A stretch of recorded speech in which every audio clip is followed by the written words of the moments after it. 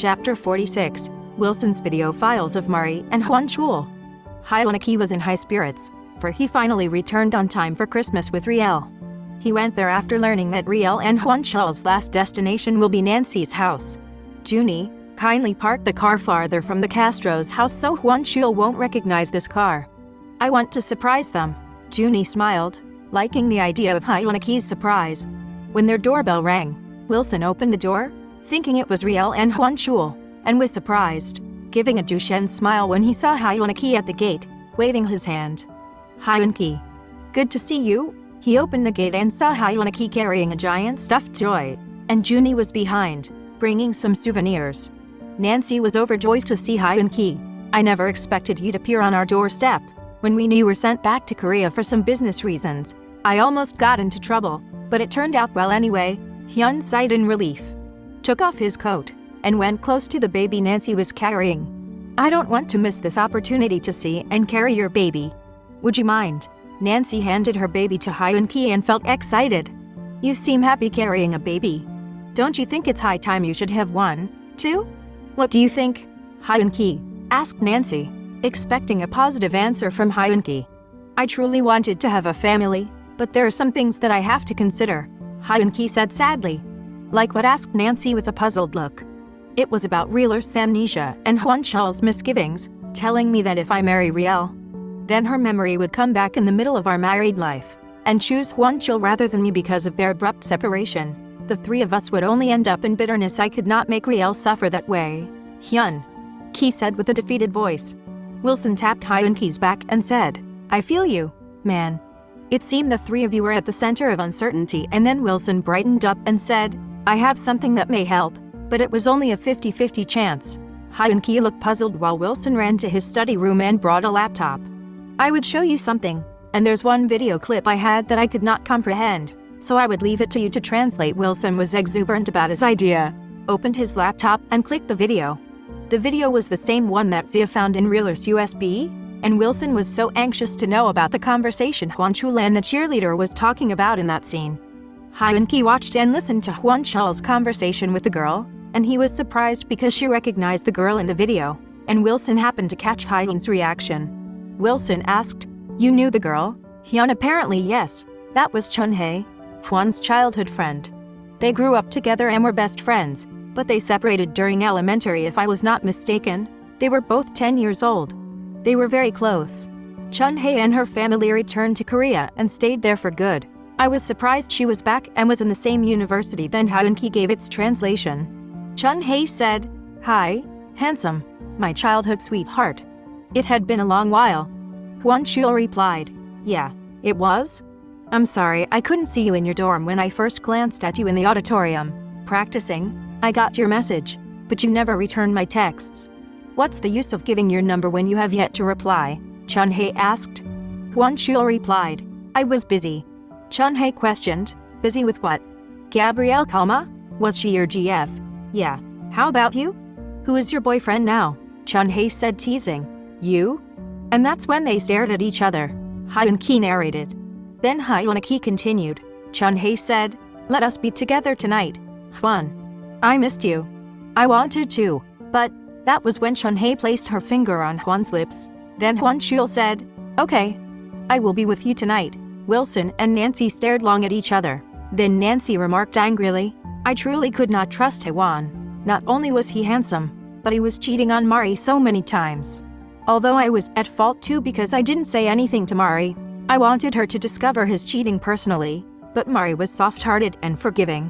Whatever excuse Hwan Chul would say, she accepted it and always, saying, I understand. Hwan felt a prick in his heart, sympathizing with Riel, and he couldn't understand why Hwan asked Riel to elope when he was not that serious and honest with her. He was in deep thought when Wilson broke his silence. There are more that I wanted you to see, Hwan. I documented this as a contractual field reporter at a broadcasting station. I made a copy, and the following video after this recorded clip was for my file only. I wanted you to see this, so Wilson opened the film clip and he narrated this while the film was running. That car, as you can see, was like a tin can run over by a steamroller. Witnesses said that the vehicle swirled around twice, and they guessed that the driver was avoiding a protruded steel bar that might hit his car in the second swirl. Eventually the vehicle collided with the steel fence and then rolled over, bouncing like a ball until it struck a wall barrier, and when they came to rescue the driver, they found 2 passengers, very young, a male driver and a female. I came in time to film it for our news release, and I was shocked and crying because I recognized them as Hwan, Chul and Mari. I called Realer's mom as soon as the ambulance carried them to the hospital. After the news report, I followed Hwan and Mari to the hospital to know their condition. I stood a little farther at the hospital's lounge so I won't make a commotion. I aimed my camera when I saw your mom, known to us as Mrs. Lee, and Dr. Kalma. Both were arguing. I filmed it, and I realized that Mrs. Lee wanted to take Hwan out of the doctor's care, wanting to bring him back to Korea, which Dr. Kalma refused because she was obligating Mrs. Lee to take responsibility for his son's recklessness. But your mom shrugged it off, Wilson narrated, then continued. Your mom went away, thinking she was taking a breather, but then Shiri appeared, bringing in the mayor to intervene. There was already a helicopter waiting for Hwan's transfer, and the more Dr. Kalma got so furious because they left her daughter in a near-death condition. There was silence among them. Hyun-ki was almost in tears, sniffling while watching the videos. Does Mrs. Kalma know about these videos, Wilson? Hyun-ki asked. No. I gave the full copy to Riel though, and to Hwan. It was only the film of their prom night. I don't think Riel opened the USB I gave her because she had not reacted yet. I gave the full copy to her thinking it might help awaken her memory, and I am still hoping she would. I wanted her to regain her memory, Hyun-ki, because I felt that you and Riel are a better match and one day be married. Wilson paused, staring at Hyun-ki, then asked, Are you going to marry her? Hyun-ki stared at Wilson and replied, If Riel only knew how much I've wanted to marry her, but it was her amnesia that hinders me from proposing to her. Wilson patted Hyun-ki's shoulder, and with comforting words, he said, Fate will find a way. I believe it. While talking, Hwan, Chul and Riel arrived at Nancy's place and rang the doorbell. Nancy was excited, greeting them, and they happily chatted as they walked inside the house. Then Riel and Hwan Chul got a big surprise. Their eyes grew extensive, and they were speechless. Hyun-ki was standing with folded arms before them, then, with a smile, opened his arms for Riel. Riel was so delighted that she ran swiftly toward Hyun-ki's embrace. You are here? You made it, babe, cried Riel happily.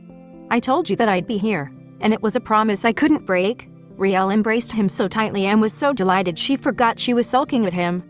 On the other hand, Hwan Chul couldn't believe seeing Hyun-ki back, frustrated that he had failed, but he hid his dismayed look, instead gave a fake smile at Hyun-ki. Good to have you back, bro, he said. Hyun-ki held Hwan Chul around his arm and replied, Yes, I'm back. If only you knew the trouble I got into. Hwan Chul pretended to be ignorant about Hyun-ki's difficulty he had with their dad. What happened? Was his question. I'll tell you later, but this time, I want to relish this moment with my babe. Hyun-ki embraced Riel so tight again, shivering with excitement. Why were you not answering my calls, babe? Hyun-ki asked. Because I wanted you to worry and come back soonest, Riel giggled, placing her head by his chest. You got me?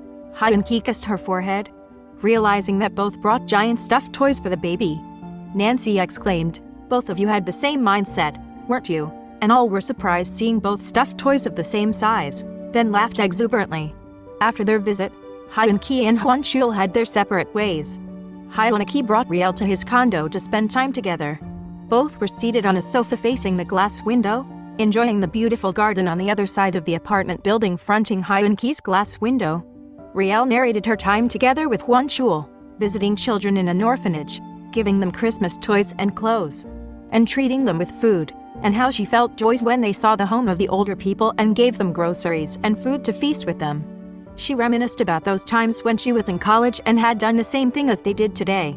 Hyun-ki wrapped Riel in his arms while listening to her, feeling proud to have Riel as his fiancée.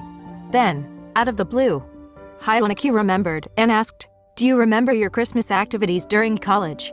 Does it mean your memory is coming to the surface? Was Realer's lost memory finally resurfacing?